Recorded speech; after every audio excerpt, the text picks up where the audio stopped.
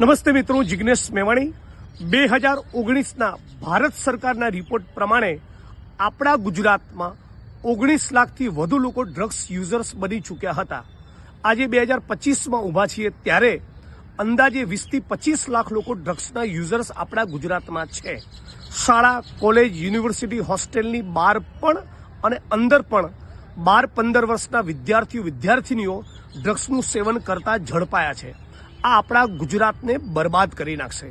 આની સામે આખા ગુજરાતના યુવાનો જાગૃત થાય, લડવા માટે કમર કસે, મારી સાથે જોડાય। એના માટે યુથ અગેન્સ્ટ ડ્રગ્સ નશામુક્ત ગુજરાતની અમે જે કેમ્પેન લોન્ચ કરી છે એ કેમ્પેનમાં તમે તમામ લોકો જોડાવ એવી વિનંતી કરું છું। વિડીયોના માધ્યમથી તમારી પાસે ડ્રગ્સના પેડલિંગની, ડ્રગ્સના કારોબારની કે દારૂ જુગાર અડ્ડાની કોઈ પણ માહિતી હોય એનું લિસ્ટ, વિડીયો, ફોટોગ્રાફ્સ મારા સુધી પહોંચાડો। હું રાજ્યની સરકાર ઉપર પ્રેશર કરી એ બધી તમારા વિસ્તારમાંથી દૂર થાય એના માટેનો પ્રયત્ન કરીશું। સાથે મળીને આપણે બધા લડીએ અને આપણા ગુજરાતને બરબાદ થતું બચાવીએ।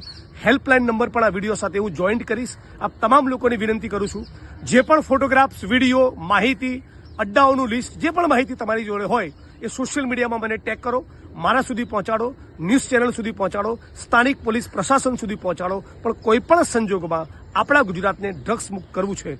યુથ અગેન્સ્ટ ડ્રગ્સ એવી આ કેમ્પેનમાં, નશામુક્ત ગુજરાતની કેમ્પેનમાં તમે બધા જોડાશો। સાથોસાથ તમે જે પણ વિસ્તારમાં છો ત્યાંના કોઈ પણ બુટલેગર દ્વારા કે ગુંડા દ્વારા કે અસામાજિક તત્વો દ્વારા દારૂ, જુગાર, ડ્રગ્સના મુદ્દે લડવા બદલ, પોલીસને એની માહિતી આપવા બદલ કોઈ હુમલો કરે કે ધાક ધમકી આપે કે એની કોઈ પણ માહિતી તમારા સુધી હોય એ પણ મને પહોંચાડજો। હું તમારી પડખે ઉભો રહેવાનો સન્નિષ્ઠ પ્રયત્ન કરીશ।